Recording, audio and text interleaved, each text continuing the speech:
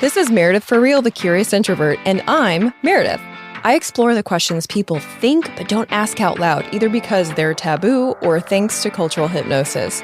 My mission, and yours if you choose to accept it, is to inspire curiosity by exploring the nuance and paradox of our world. Each episode is different, so bring your ADD and your earbuds and have a look around. Hey there, Meredith for Real enthusiasts. It's Natasha Miller from the Fascinating Entrepreneurs podcast, where I talk to successful entrepreneurs about how they came to entrepreneurship, what their greatest challenges are, and what their number one strategy for growth is. If you're an entrepreneur or have always been thinking about owning your own business, check out the Fascinating Entrepreneur podcast. You are listening to Meredith for Real.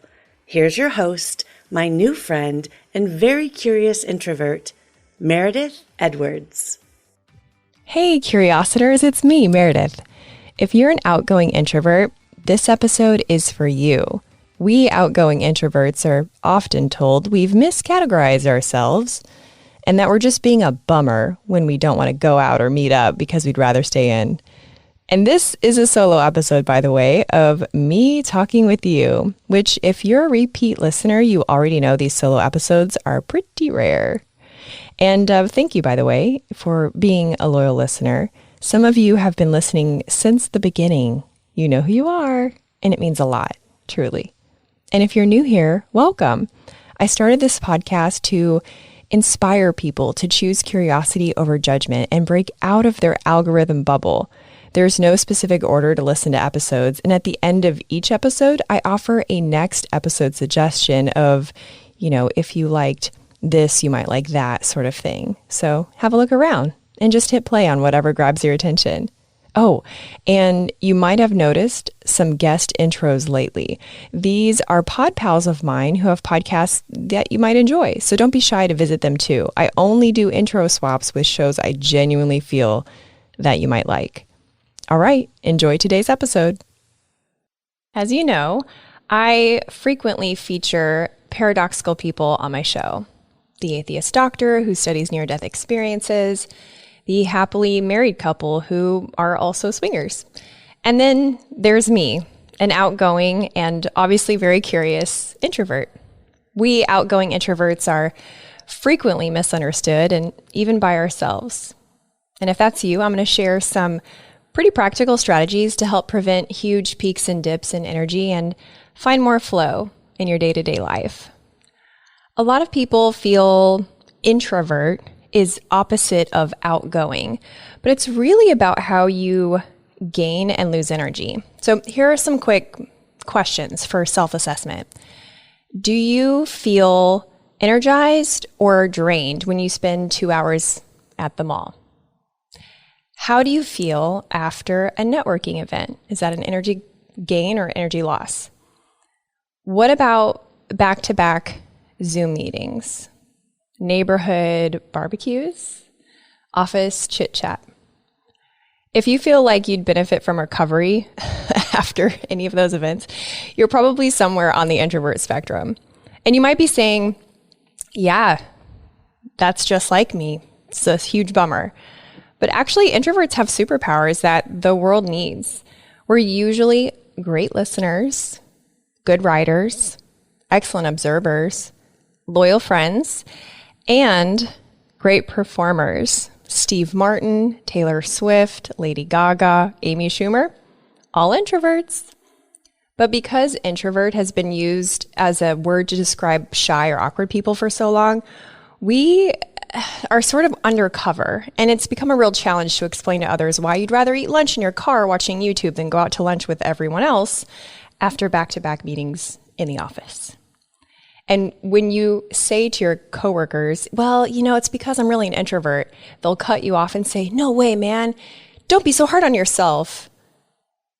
If you dare to educate them beyond that, they will insist that you're too outgoing to be an introvert. And it can be exhausting, especially when, as an introvert, you already live in a world set up for extroverts. Like group projects at school, desks put together at work, networking events to grow your business. So I want to offer you some practical tips for my extroverted introverts out there. And really, these are energy tips because if you're an introvert, your greatest fear may be catastrophic loss of energy resources, like just a total collapse. It actually happened to me once as a teenager. I also have what my husband likes to joke is a clinical amount of FOMO. And this is a tragic trait when combined with the need to be alone and, in fact, miss out on things in order to refuel. I was a teenager on vacation with my family, and we were pulling out of the driveway, planning on to go to another activity. And I just started to cry. And it felt a little like hyperventilating, actually. I said, I just want to stay home. My confused parents said, okay, and I did. I felt so much better having the place to myself for a few hours. But as a teen, you're learning yourself. So that's actually my first tip. Know yourself. So many of us operate on automatic without really checking in on how we're feeling. And if words are hard for you, try a number system, 1 being catastrophic depletion of energy and 10 being fired up and ready to go. And then ask yourself the simple question after doing something. Did that give or take energy? And I say ask after because if you're like me, you'll dread even the best of plans and secretly hope that it all cancels so you can watch true crime while taking a hot bath. That may or may not be a real example. You can ask yourself the give or take energy question after interacting with people too. This will help you dial in what certain relationships are on the energy scale. And because here's the thing about outgoing introverts, we have terrible pressure that we put on ourselves to be on. So if you notice that you don't feel that pressure with a certain person, try to figure out why. For me, this has really allowed me to relax in situations that would be otherwise excessively draining. I can be myself, which still might include jokes and cutting up, but with less of a feeling of having to be on. And since the process of settling into yourself is a process, it's important to have a few people in your life that you can be yourself with. That way, not everyone in your world is life draining. Hey, Curiositors, just a quick pause to show gratitude to our sponsors and give you some special deals. If trash TV leaves you feeling drained and you want to support creators like yours truly, check out StreamMoko. You can search shows by your mood and even, watch my show, The Curious Introvert. For every $3.99 subscription, they give away $1 for good and support their creators, like your girl. Find my affiliate link in the episode description or the bio link in my Instagram account. StreamMoko, the streaming network that gives a damn. Listen, if the last 2 years have given you a chronic eye twitch, you should consider trying medical marijuana. I highly recommend it. See what I did there?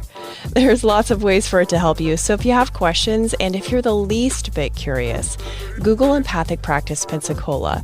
It's the most non-intimidating way to get your medical card in Florida. Their in-house doctor and holistic support make them the easy choice. empathicpractice.us. If you've got backyard barbecue plans for 2022, but mosquitoes are not invited, I recommend Insect. I've been using their pest control service for several years now. They have a certified mosquito identification specialist on staff, and pollinator care is always top of mind. If you live in the Florida Panhandle or the Gulf Coast of Alabama, give them a call, ensec.net. The UWF Historic Trust. We shoot the show at the Pensacola Museum of History. It not only houses exhibits of lesser-known Pensacola history, it's an event space too. So if you need a unique space in downtown Pensacola for a fundraiser, networking event, or a corporate party, take a look at historicpensacola.org. And if you want to tour one of the 12 museums, get your tickets in person so you can show the agent one of my emails and get $2 off an adult ticket. Get emails by texting REAL to 66866. Now back to the show. My second tip is to plug the energy leaks. By being in the habit of asking, is this giving or taking energy, you'll start to map out where your leaks are, and they will be specific and very unique to you, but here are some I think a lot of introverts struggle with. The first one is social media. It's just stimulus overload. It's people overload. And worse yet, it's not really real. A lot of introverts crave authenticity. So you can be on social media, but maybe set a timer or maybe set an appointment in your calendar to interact with it. I also find that not being on your phone at stoplights is strangely energizing. There's something about just gazing at your neighbor and looking around. It's some sort of weird suburban solace, and I'll take it. Also, not using your phone while you're watching TV. I don't even have my phone by my bedstand. It's one of my favorite things to go to bed with just a battery-operated alarm clock. The point is, if you don't want to have people talk at you in real life during every waking moment of your life, why would you let them do that online? Give your introvert brain the quiet space it craves and recharge for real. The second thing is saying yes when you mean no. It's another big energy leak. And it's a tough one because, like I said, we live in a world set up for extroverts. If you work in an office, everyone may want to go to lunch together. But if you're like me, a quiet solo lunch is the best thing ever. Treasured ritual. This is where your calendar can be your gatekeeper and your thermometer. Before saying yes to a social event, I will look at my calendar and see how many other people-y things I've committed to that week. And if it looks like a lot on paper, it's a lot. So how do I decline? I'll just say, hey, I can't this week, but what about next week? Or, whatever alternative date has fewer energy obligations. And the reason that I think this has been so helpful for me as an outgoing introvert is because I actually do feel fulfillment from people. I like them. They're weird and mysterious and funny and insightful. And if you're an outgoing introvert, people like to be around you too. So you may get a lot of requests to hang out or go to things often. The calendar thermometer is seriously the best tip to keep your energy in balance. The third and the last tip is to recharge for real. What really makes you feel refreshed?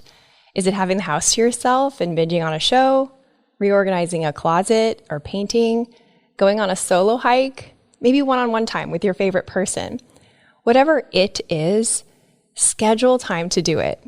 I know, again with the calendar, but if it's not on the calendar, we all know it's not happening. If these tips are a radical turn from how you normally operate, but you would like to start trying them, let your people know. Like your work people and your home people, your people.